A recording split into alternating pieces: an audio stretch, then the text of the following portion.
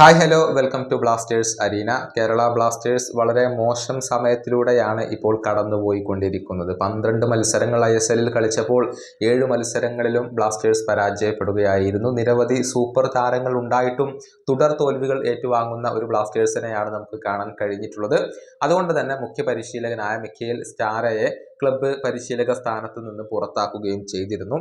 Kerala Blasters ഇനി അടുത്ത മത്സരത്തിൽ കൊൽക്കത്തൻ ക്ലബ്ബായ മുഹമ്മദൻ SCയെയാണ് നേരിടുക.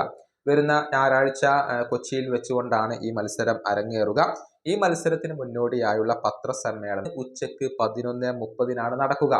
ഇതിൽ കേരള ബ്ലാസ്റ്റേഴ്സിന്റെ താൽക്കാലിക പരിശീലകനായ TG പുരുഷോത്തമനും അതുപോലെ തന്നെ ക്യാപ്റ്റനായ അഡ്രിയാൻ ലൂണയുമാണ് പങ്കെടുക്കുക. എന്നാൽ ഇക്കാര്യത്തിൽ ചില അഭിപ്രായങ്ങൾ കേരള ബ്ലാസ്റ്റേഴ്സിന്റെ ആരാധകർക്കിടയിൽ നിന്ന് തന്നെ ഉയർന്നിട്ടുണ്ട്. അതായത് അഡ്രിയാൻ ലൂണ ഇത് 4ാം തവണയാണ് പ്രസ് കോൺഫറൻസിൽ പങ്കെടുക്കുന്നത്. മോശം സമയത്തിലൂടെ ക്ലബ്ബ് കടന്നു പോകുന്നത് കൊണ്ട് തന്നെ മറ്റു പല താരങ്ങളും മാധ്യമങ്ങളെ ഫേസ് ചെയ്യാൻ ഇപ്പോൾ മടിക്കുന്നുണ്ട്. ഇതാണ് ചില ആരാധകർ ചൂണ്ടിക്കാണിച്ചിട്ടുള്ളത്. പ്രസ് കോൺഫറൻസ് ലൂണക്ക് മാത്രമല്ല ബാധകമെന്നും മറ്റുള്ള താരങ്ങൾ കൂടി മാധ്യമങ്ങളെ അഭിമുഖീകരിക്കാനുള്ള ഒരു ധൈര്യം കാണിക്കണം എന്നുമാണ് ഇപ്പോൾ ആരാധകർ അഭിപ്രായപ്പെടുന്നത്. എന്നാൽ ടീമിന്റെ നായകനായ അഡ്രിയാൻ ലൂണ പലപ്പോഴും ആ ഒരു ചുമതല ഏറ്റെടുക്കുകയാണ് ചെയ്യാറുള്ളത്. മിഖേൽ സ്റ്റാര ടീമിനോടൊപ്പം ഇല്ലാത്തത് കൊണ്ട് തന്നെ അതുമായി ബന്ധപ്പെട്ട ഒരുപാട് ചോദ്യങ്ങൾ പുരുഷോത്തമനും ലൂണക്കും നേരിടേണ്ടി വന്നേക്കും.